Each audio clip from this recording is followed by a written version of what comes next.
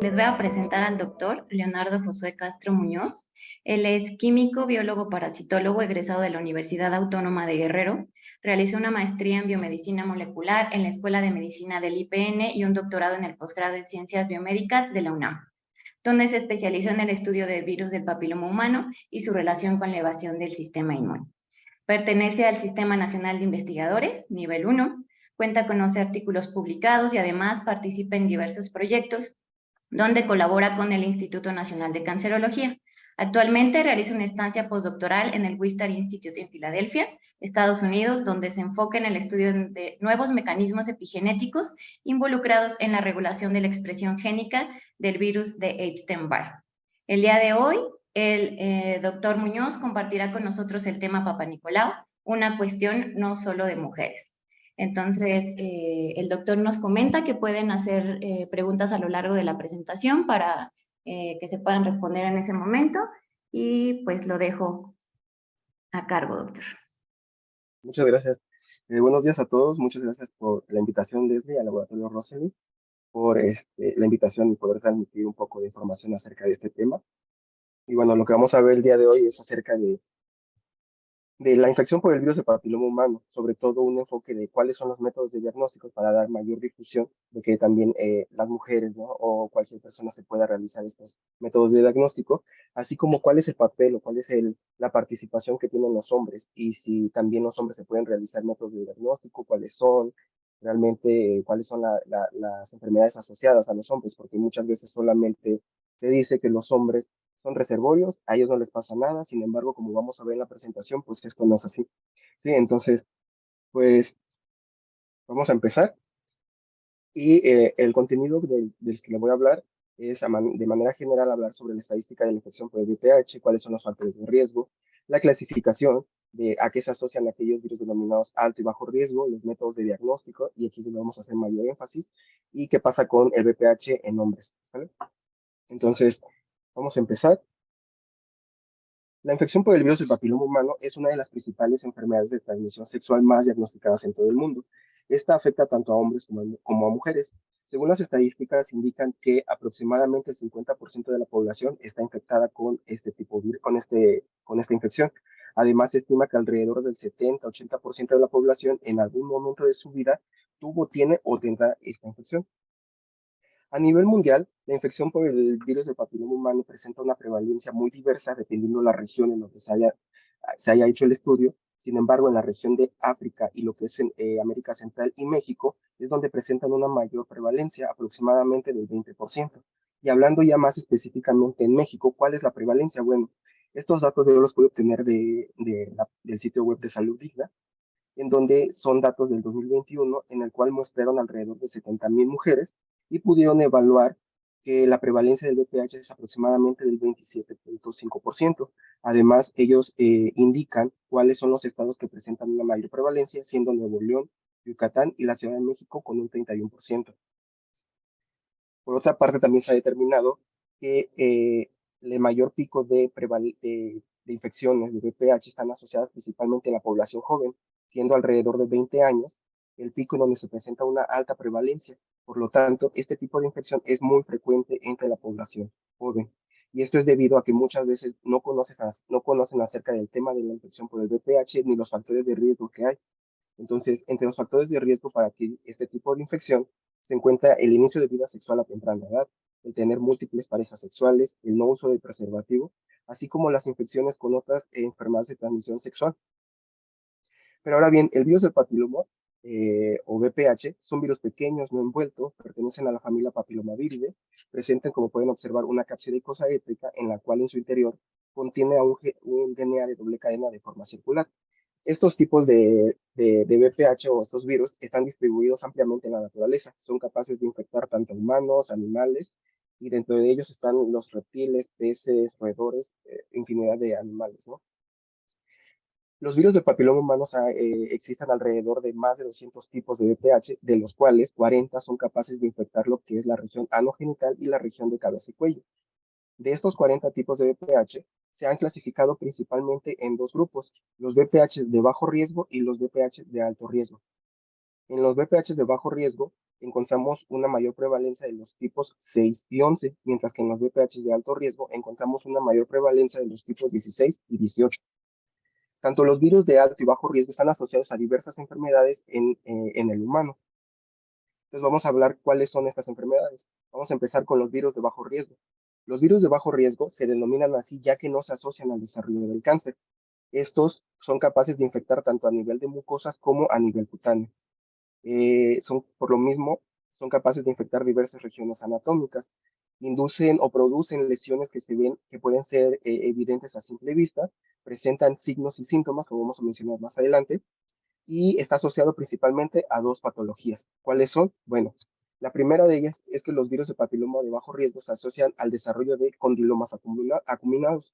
Eh, Espero que las imágenes no sean muy fuertes, sin embargo, las quise poner porque pues así son las lesiones que producen, ¿no? Es la realidad, para que podamos ver y notar cómo son esas características de los virus de bajo riesgo. Entonces, los virus de bajo riesgo inducen lo que son los condilomas acuminados. Estas son, o también llamadas verrugas genitales. Estas son lesiones planas o en forma verruciforme.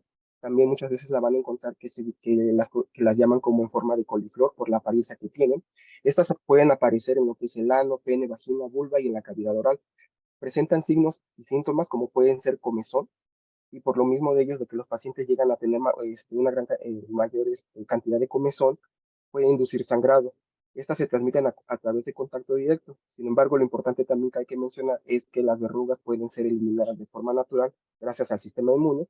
Sin embargo, muchas veces no son eliminadas y es necesario técnicas quirúrgicas para poder hacer la remoción de estas lesiones.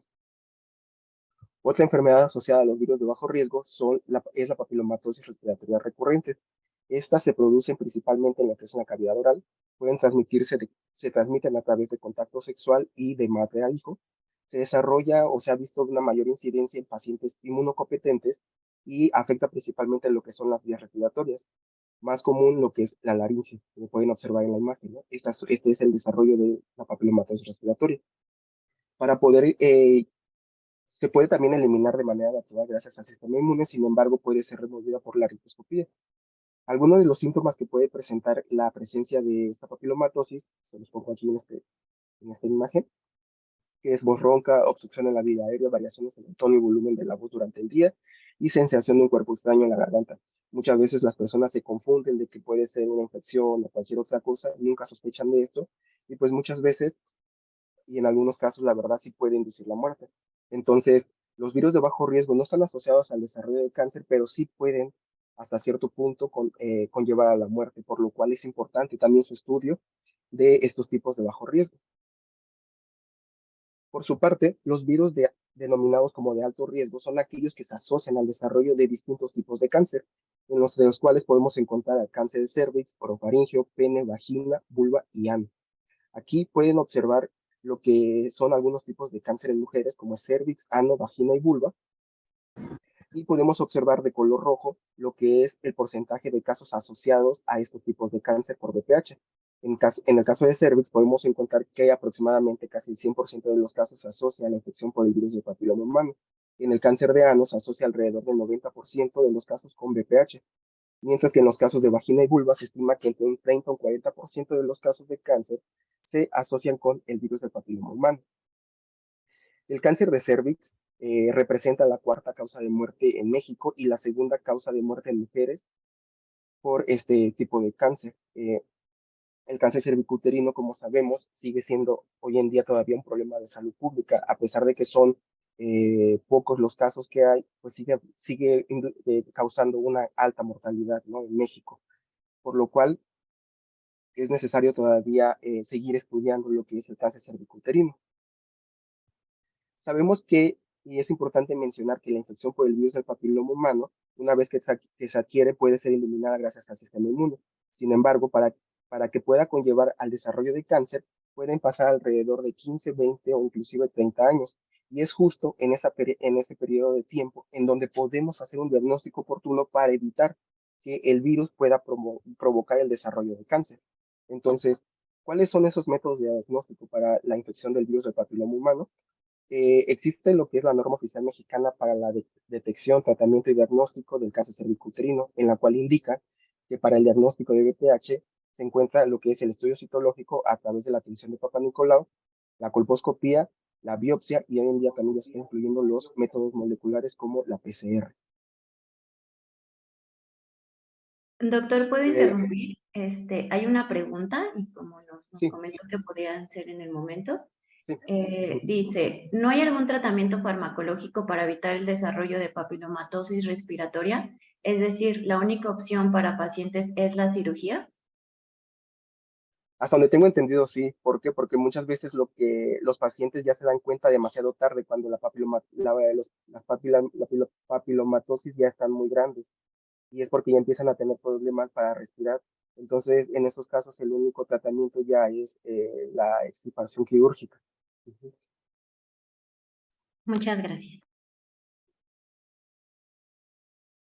Y bueno, entonces vamos a entrar un poco más en detalle en esta parte para que ustedes puedan conocer cómo se interpreta, cómo es el diagnóstico de BPH, ¿no?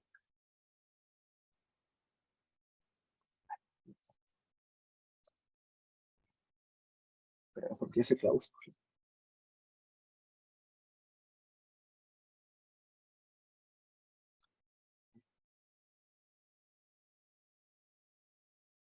Ok, entonces vamos a empezar con el estudio citológico.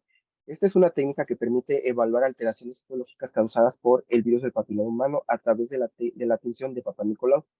Y esta técnica fue introducida ya hace muchos años por el doctor George Papanicolaou, que es de ahí donde proviene el nombre, ¿no?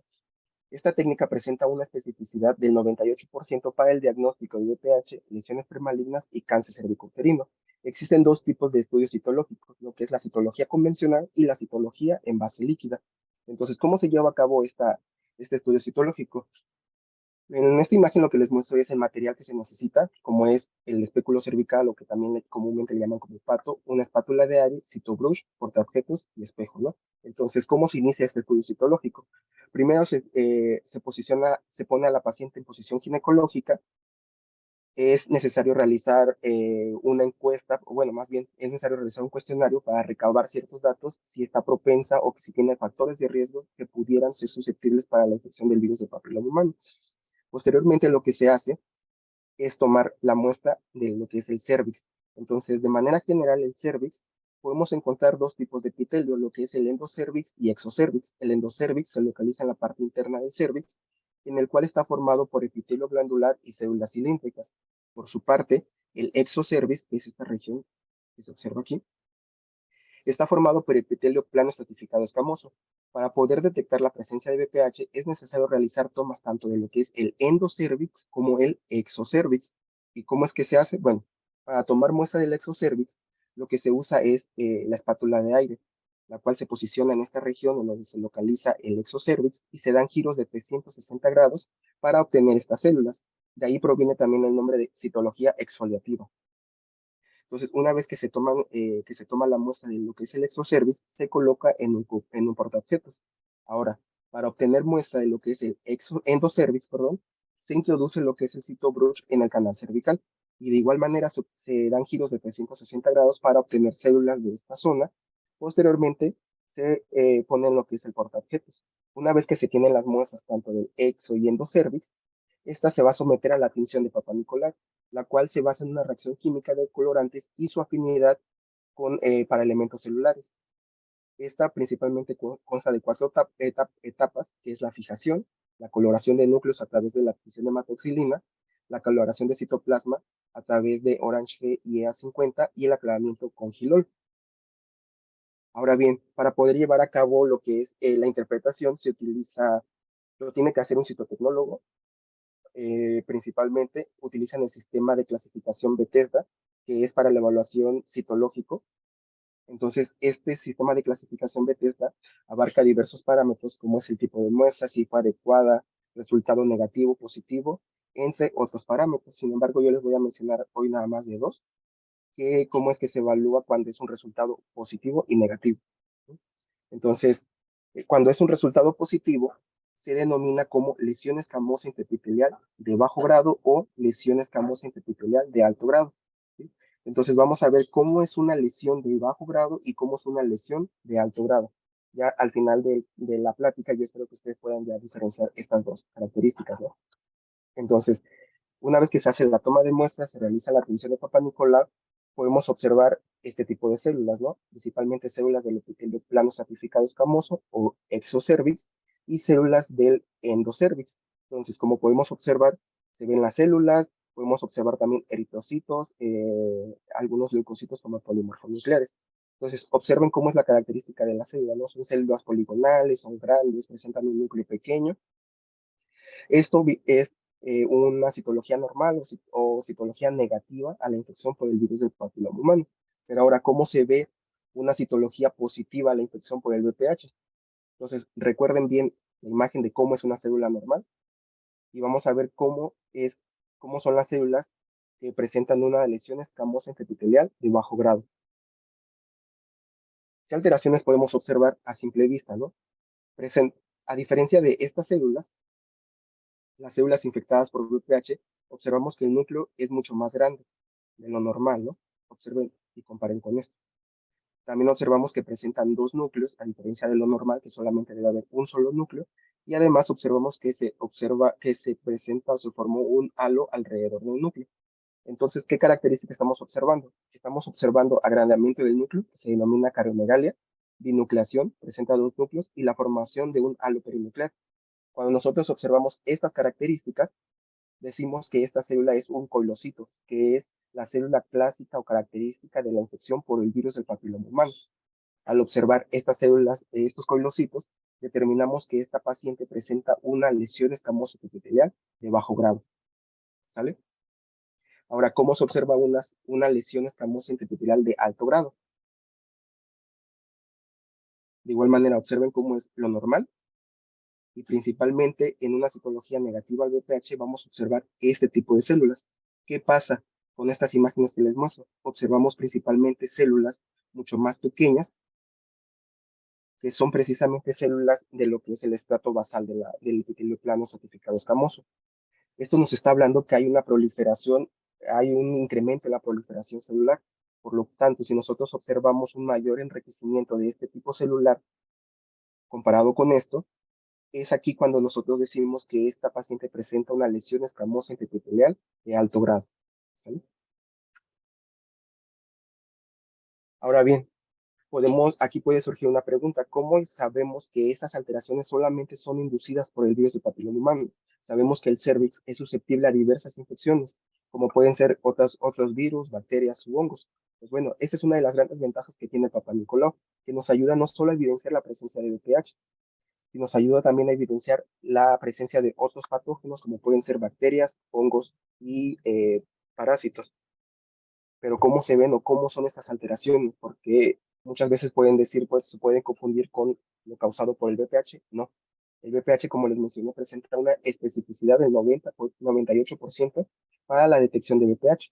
¿Y esto es por qué? Porque a pesar de que muchos microorganismos pueden infectar lo que es el cervix, presentan características muy específicas o alteraciones citológicas muy específicas, como vemos en las imágenes. Por ejemplo, sabemos que el cervix puede ser susceptible a la infección por Gardnerella vaginalis. Observen cómo se ven estas células, por ejemplo, a diferencia de estas. ¿Sí? Vemos que son de alguna manera como translúcidas. ¿Qué pasa aquí? Se ve como si tuviera algo en su interior. Y esto es debido a que Gardnerella vaginalis es una bacteria intracelular, por lo cual esto que vemos adentro de las células son precisamente la bacteria que está infectando a este tipo de células. Citológicamente se dice que presenta como la célula está como arenosa, como sucia. Al observar esto, nosotros de manera inmediata decimos que puede ser una infección por Gardnerella vaginalis, además de otros parámetros como también pudiera ser la presencia del moco cervical que se evalúa antes de la toma de muestra.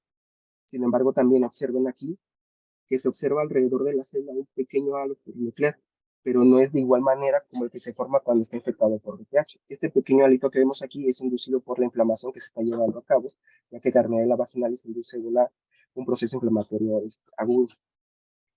Otro ejemplo que vemos es Chlamydia trachomatis, ¿no? Vemos aquí una célula que se observa con un núcleo y el citoplasma.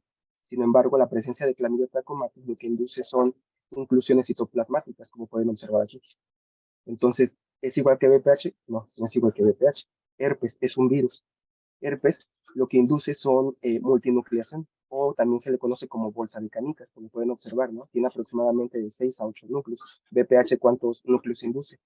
Dos, ¿no? Binucleación, entonces no es igual.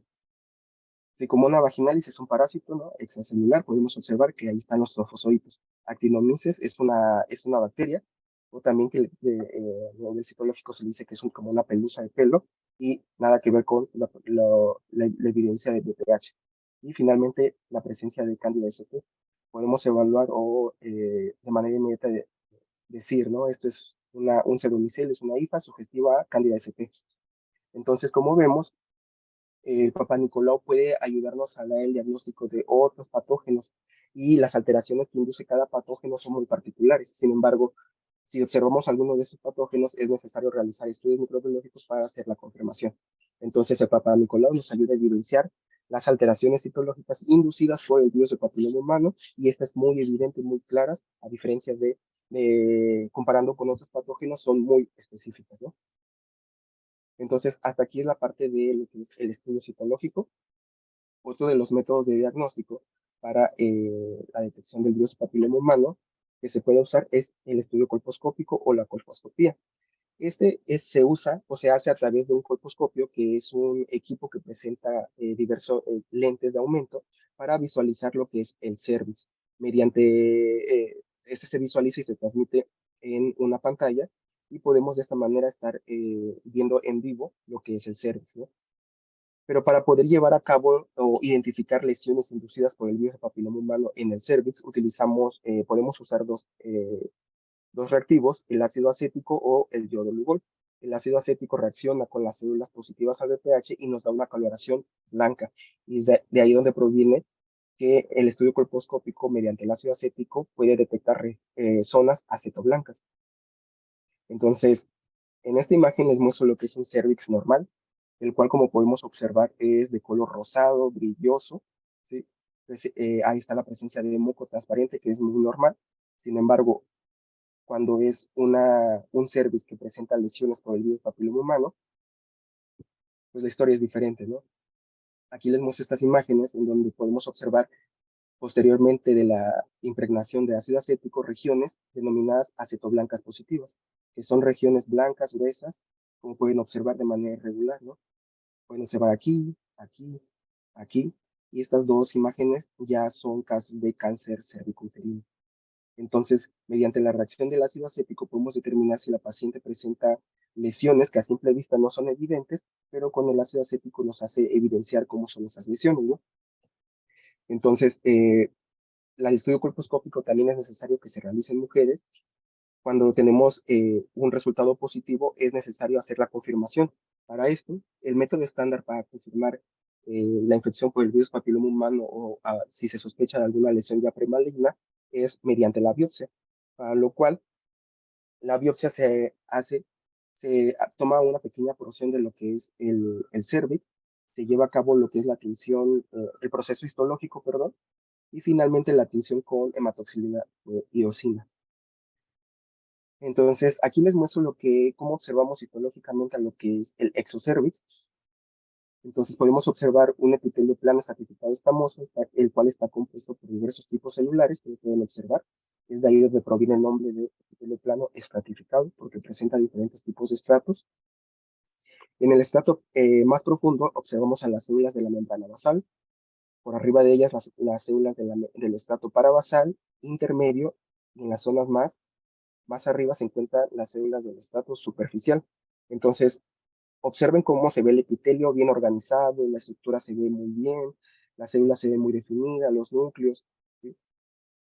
Pero ¿qué pasa cuando está infectado por el virus del papiloma humano?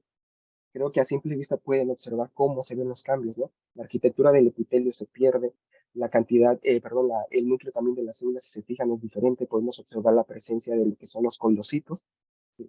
Entonces, observen cómo se pierde completamente la estructura, lo normal del epitelio, por la presencia del VPH, debido a todos los cambios que está induciendo.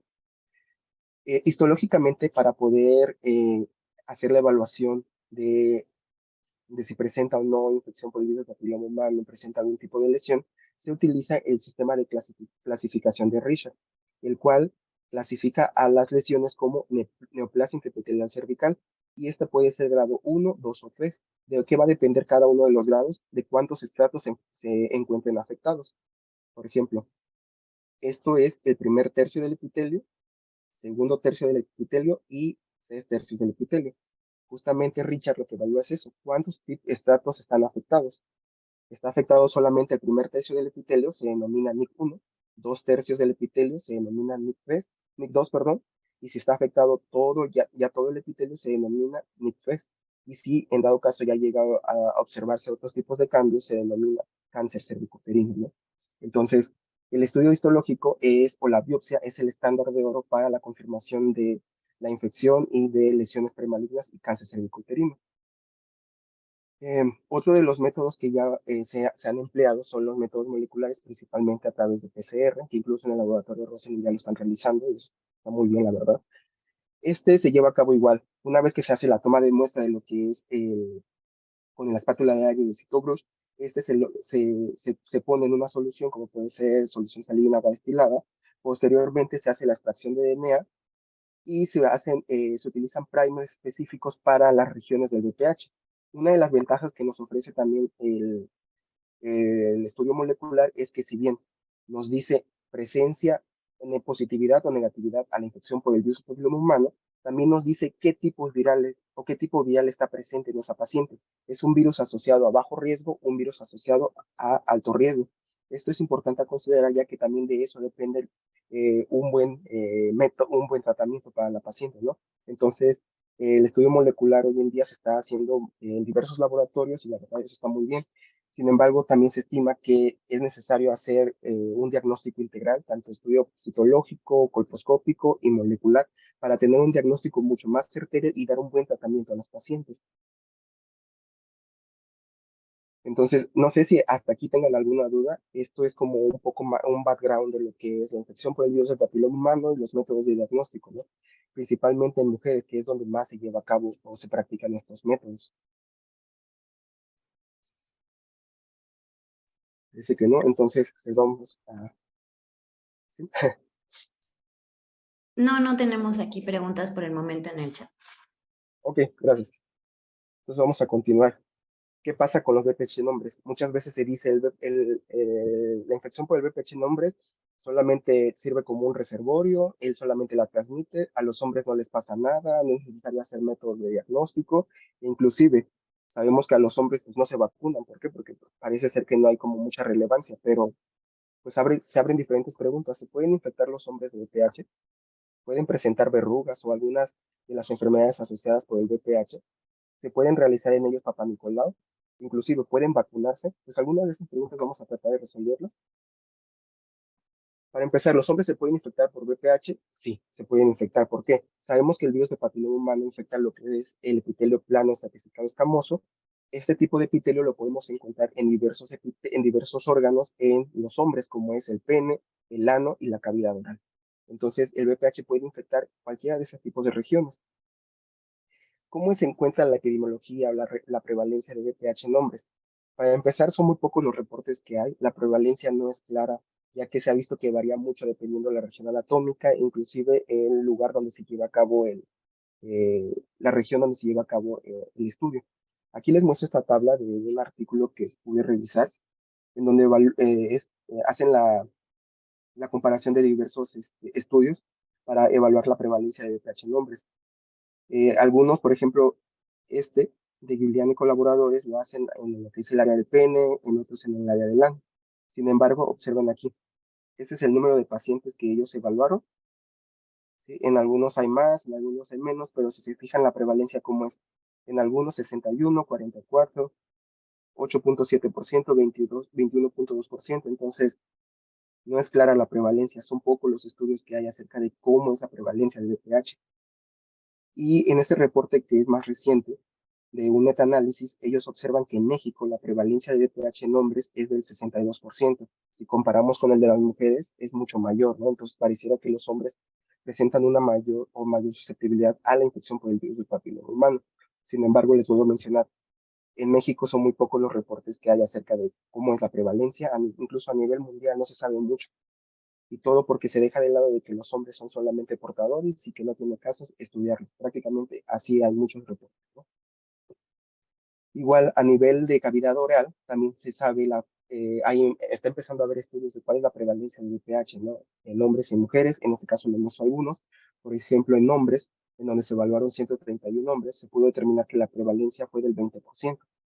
Sin embargo, en otra población de estudio, que fue en una población universitaria realizada en la ciudad de Puebla, pudieron evaluar que la prevalencia fue del 46%. Entonces, de igual manera, la población joven es la más susceptible a la infección por el virus del papiloma humano. En este caso, porque muchas veces no saben de la infección, no saben de los factores de riesgo. Incluso en este estudio evaluaron también si conocían acerca de la vacuna y muchos de ellos no lo saben, cuando ya es importante que mujeres a partir de los 9 años ya se puedan vacunar, ¿no? ¿Cuáles son los factores de riesgo para adquirir la infección por VPH en hombres? Son muy similares a las mujeres. Es el inicio de vida sexual a temprana edad, múltiples parejas sexuales, el no uso de preservativo, las infecciones con otras enfermedades de transmisión sexual y en este caso también se ha visto que la circuncisión puede ser un factor de riesgo, ya que se ha visto que aquellos hombres que no están circuncidados presentan un mayor riesgo de adquirir la infección de VPH y de desarrollar cáncer de pene. Retomemos igual esta tablita en el cual sabemos que los VPH, como les mencioné, hay más de 200 tipos de VPH, 40 son capaces de infectar la región anogenital, se clasifican en VPH de bajo y alto riesgo. Entonces, ¿los hombres también pueden desarrollar algún tipo de enfermedad asociados por estos virus? La respuesta es sí. Los virus de bajo riesgo pueden inducir en hombres lo que son los condilomas acuminados o verrugas genitales. De igual manera, estas pueden aparecer en el ano, el pene, el escroto, lo que es también la pelvis, incluso en la cavidad oral por la presencia de papilomatosis respiratoria recurrente. Entonces, en la imagen les puedo mostrar cómo se observan las verrugas. De igual manera, pueden ser planas o verruciformes, las pueden también encontrar como en forma de coliflor y como pueden observar, pueden ser desde muy evidentes hasta poco evidentes. Y le digo poco evidentes a pesar de que son evidentes. ¿Por qué? Porque pasa que muchos hombres notan algo que es anormal, se sienten que no está, que como un tipo granito o algo así, pero dicen nada, no es nada.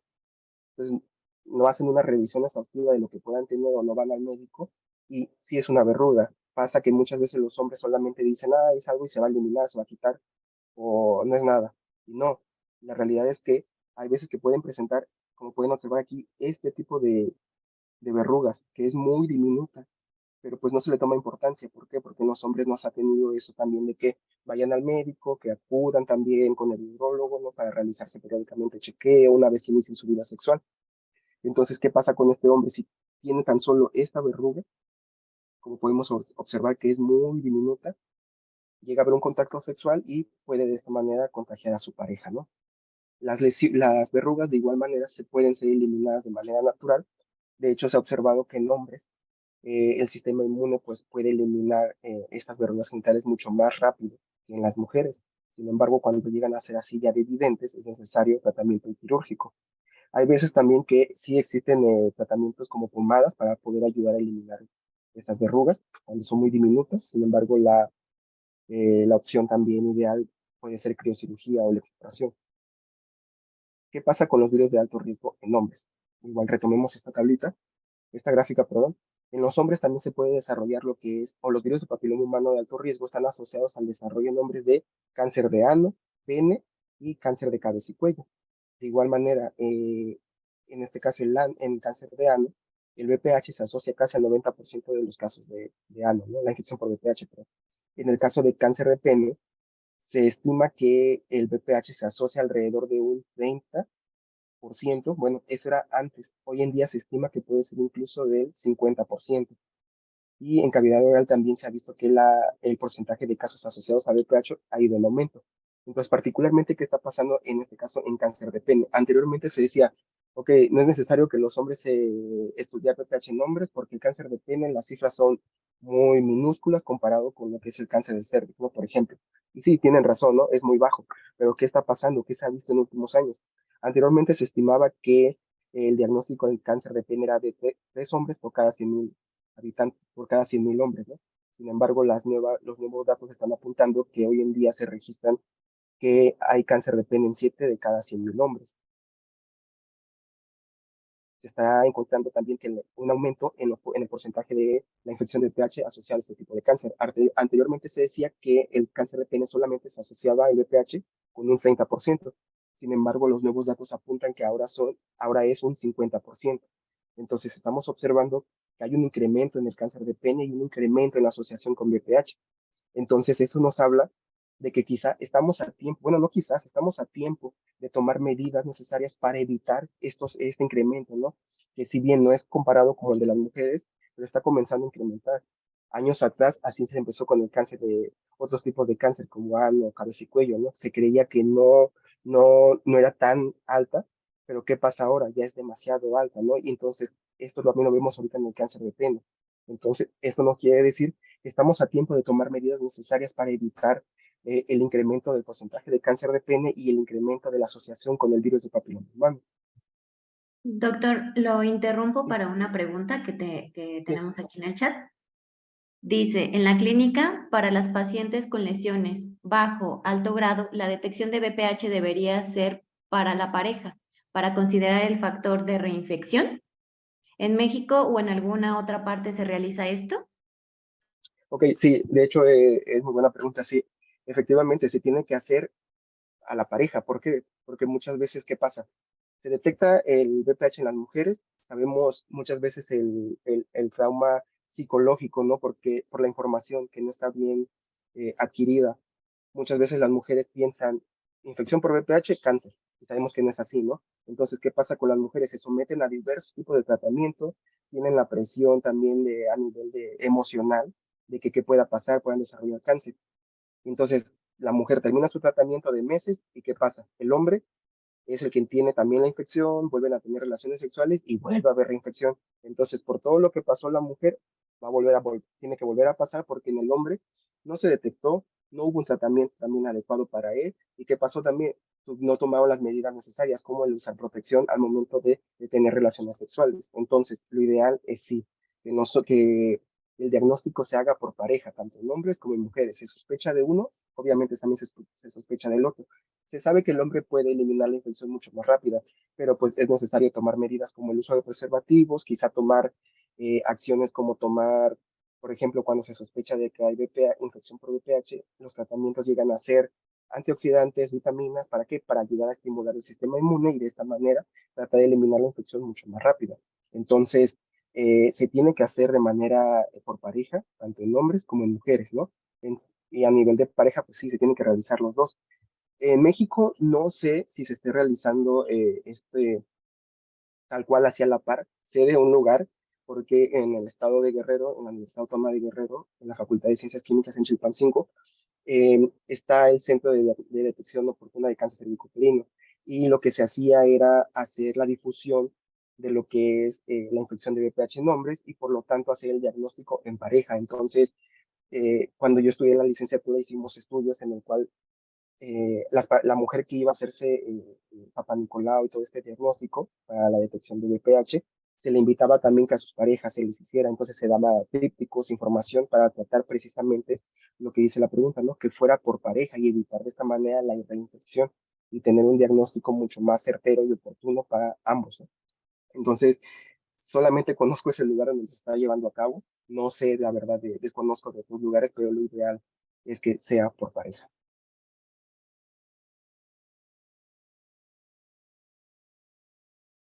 Gracias, doctor. Entonces, como les mencionaba, ¿no? Estamos a tiempo de tomar medidas necesarias para evitar que sigan aumentando los casos de cáncer de pene y los casos asociados al VPH. Sin embargo, ¿cuáles son los métodos de diagnóstico para la infección por el VPH? Desgraciadamente, no los hay.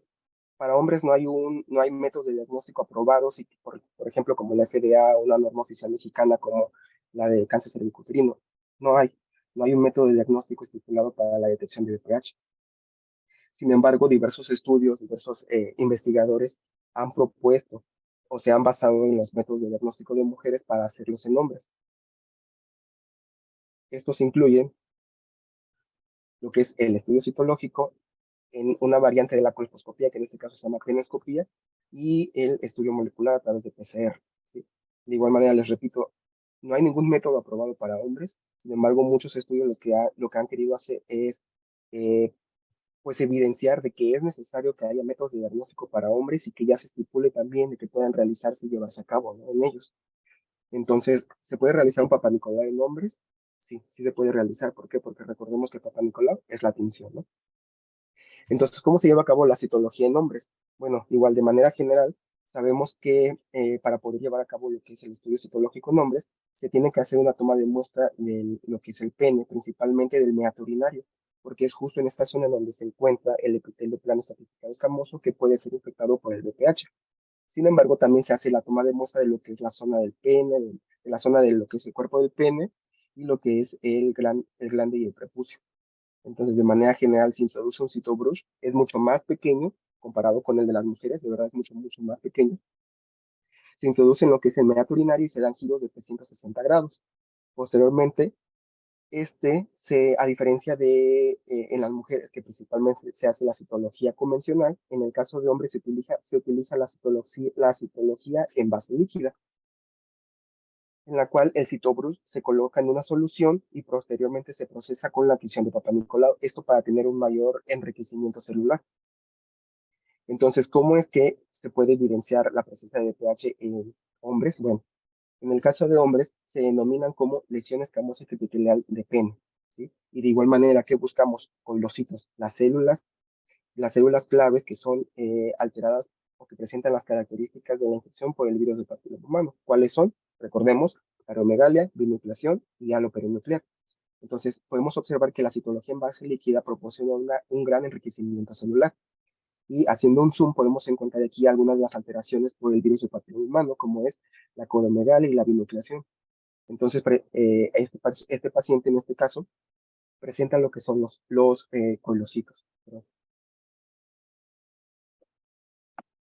Entonces, ¿cómo se reporta a este paciente? Como una lesión escamosa epitelial de pene, obviamente de bajo grado.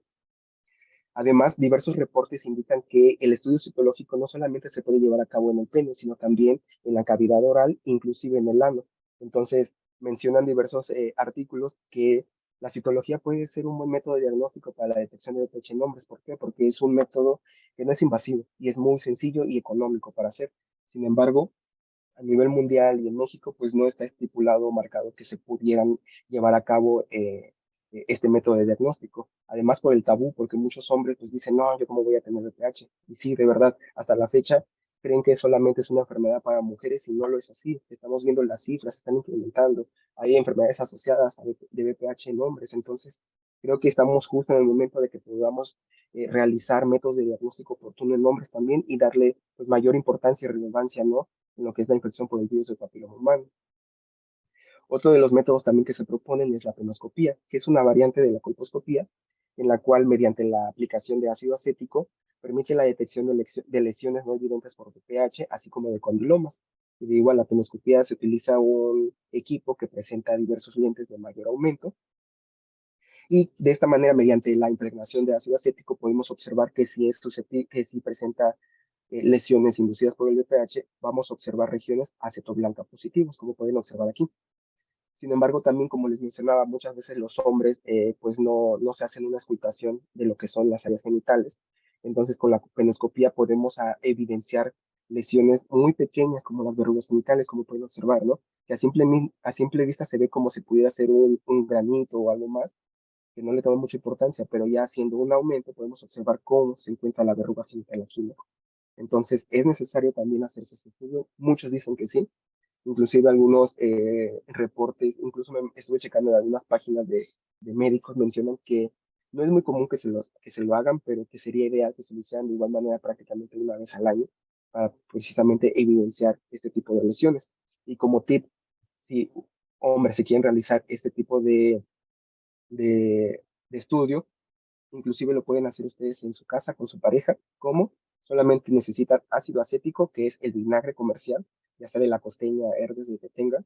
Van a impregnar una gasa con este vinagre y van a envolver lo que es el pene completamente con esta gasa impregnada de ácido acético y van a esperar alrededor de 5 o 10 minutos.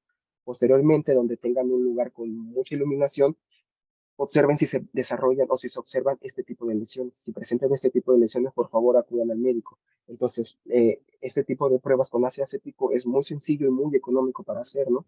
Le menciono, lo pueden hacer inclusive ustedes en su casa y se presentan alguna de este tipo de lesiones, acudan al médico, porque si ustedes tienen ya, entonces su pareja tiene. Y si tienen, están a tiempo para detectarlo y tener un tratamiento adecuado y evitar que a la larga pueda desarrollar su pareja también algún tipo de cáncer, e inclusive los mismos hombres, ¿no? Desarrollar algún tipo de cáncer.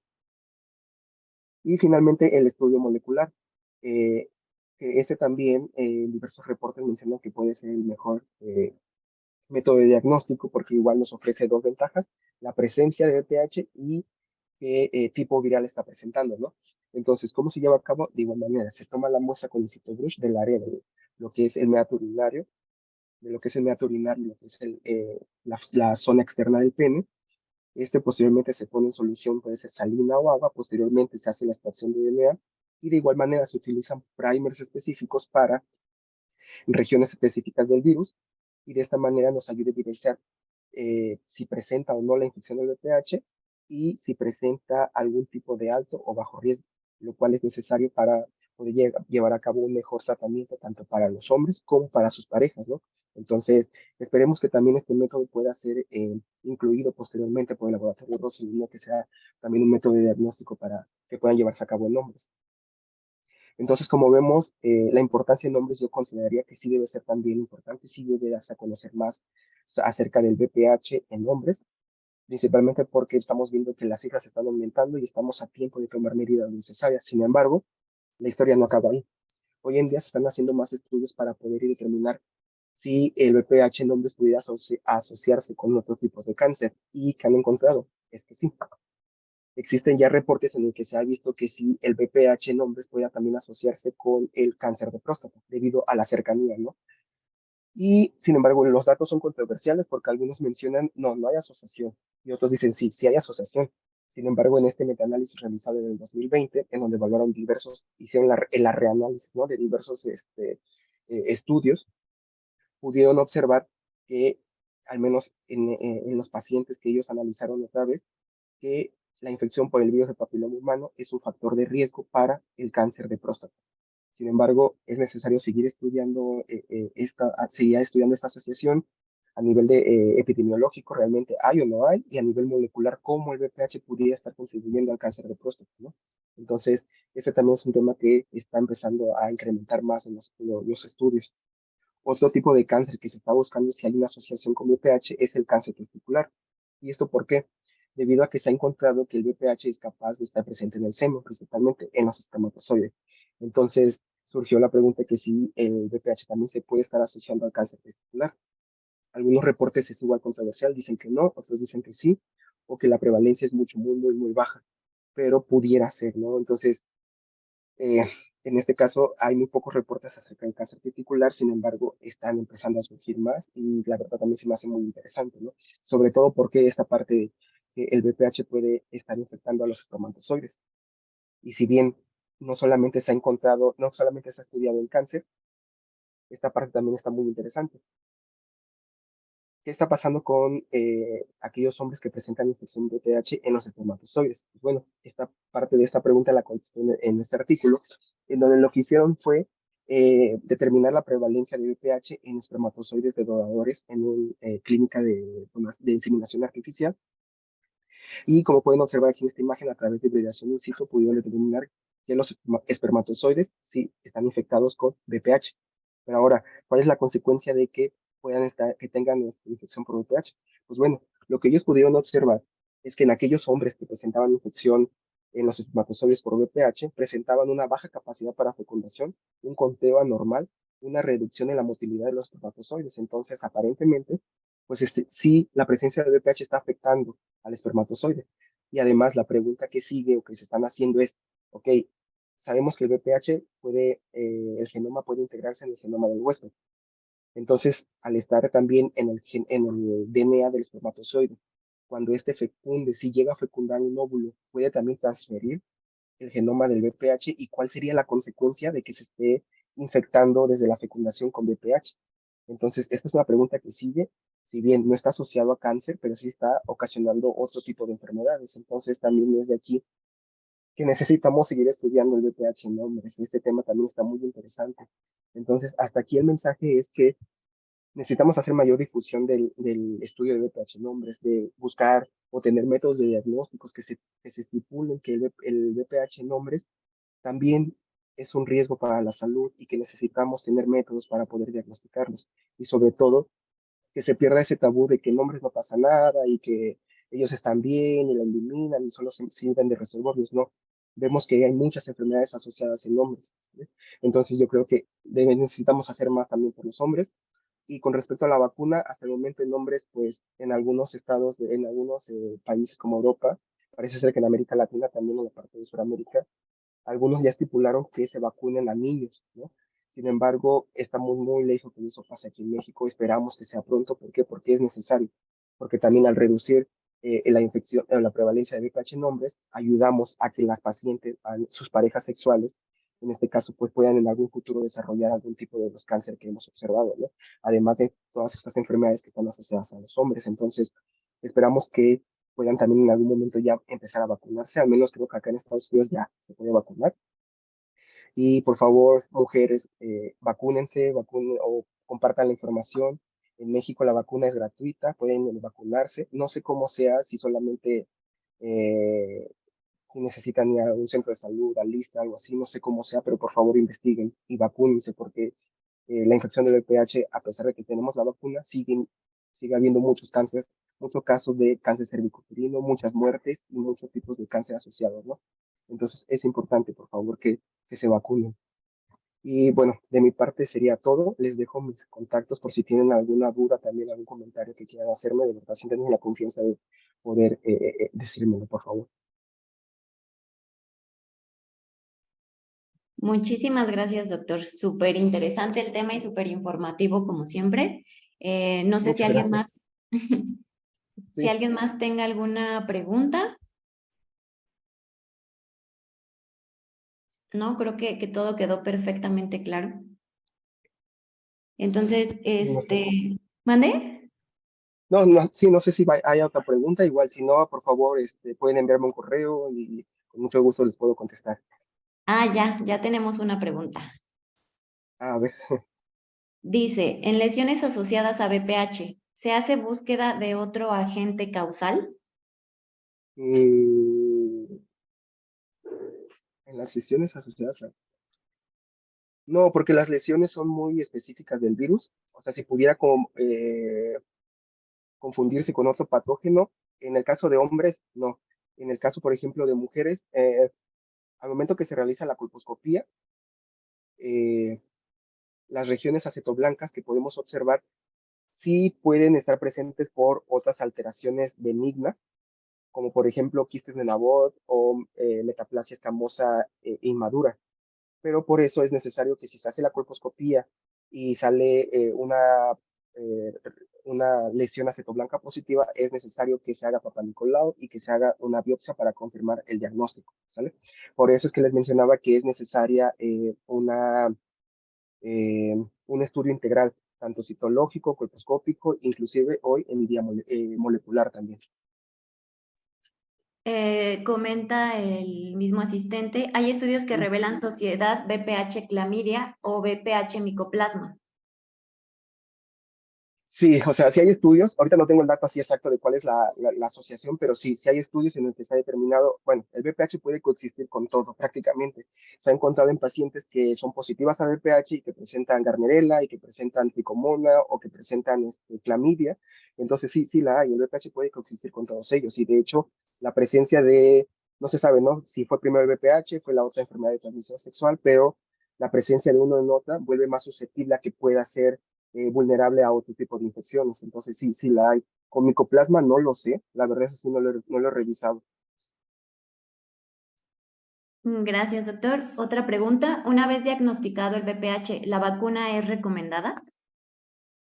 Depende mucho principalmente ok, es positiva de pH, puede llevarse a cabo un tratamiento, un seguimiento de ese paciente y evaluar qué tipo viral presentaba. Si no presenta un tipo viral de los que cubre la vacuna puede vacunarse. Por ejemplo, si el paciente presentó un tipo 31 o 32, entonces sí puede vacunarse con la vacuna. ¿Por qué? Porque los van dirigidos para el tipo 16, 18, 6 y 11. Ya tenemos más preguntas. Okay. La otra es, ¿existe vacuna de VPH para hombres? En algunos países parece ser que ya la aprobaron, o sea, la vacuna va dirigida para el virus del papiloma, no hace diferencia hombres y mujeres, ¿no? Entonces se tiene que vacunar o se puede vacunar más bien tanto para hombres como para mujeres. Sin embargo, desde hace muchos años se ha centrado principalmente la vacunación en mujeres, ¿no? Porque vemos que el cáncer cervicuterino y todas las cifras, ¿no? Anteriormente mencionadas. Sin embargo, en hombres no se ha aprobado todavía, al menos en México. Sin embargo, se puede utilizar cualquiera de las 3 vacunas que existen en el mercado, ya sea Cervaris o Gardasil 9, se puede vacunar en hombres.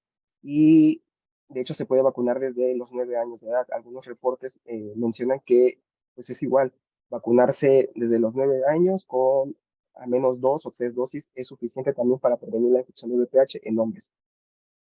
Creo que justamente ya acaba de responder otra pregunta que Ah, había, ok. que era la edad recomendable y las dosis Ah, ok. a Sí, iniciar. en el caso de las mujeres es recomendado a partir de los 9 años de edad. De hecho, creo que ya está en la cartilla de vacunación en México. Te digo, en mujeres sí, ya está. Sin embargo, pues surge de que muchas mujeres o muchas partes de familia no saben acerca de esto y no, muchas veces no se la aplican. Pero sí, desde los 9 años de edad ya está indicado que las niñas deben vacunarse y la dosis recomendada eran 3 dosis anteriormente. Sin embargo, ya hay estudios que con 2 dosis es suficiente. Inclusive puede ser la aplicación 0, 3 meses o 0 y 6 meses. Y con eso es suficiente para cubrir, ¿no? Y tener un buen sistema, una buena producción de antígenos, ¿no? Para la infección de VPH. Creo que ya son hasta ahora las preguntas y Ok. también hay varias felicitaciones por aquí en el chat. Ajá, muchas gracias. Muchas gracias. Bueno, pues muchas gracias, doctor, por compartirnos este tema y responder todas las dudas que tenemos al respecto. No, pues Eh, espero que les haya gustado, hayan aclarado un poco más sus dudas y si tienen más dudas, por favor pueden escribirme. Siéntanse libres de escribirme y trataré de contestar en los correos, ¿no? Entonces, de verdad, muchas gracias. Gracias a Leslie, al Laboratorio Rosalind por la oportunidad de poder compartir esta información aquí con ustedes. no, gracias a usted, doctor. Y también les quería comentar a todos los asistentes que si requieren una constancia, por favor envíen un correo con su nombre completo, tal cual lo requieren en la constancia, al correo leslie@laboratoriosrosalind.com. Lo voy a escribir aquí en el chat para que lo tengan. Y bueno, pues daríamos por terminado el webinar de este mes y los esperamos para los siguientes temas que vamos a tener, siempre súper interesantes y con especialistas. Muchas gracias a todos.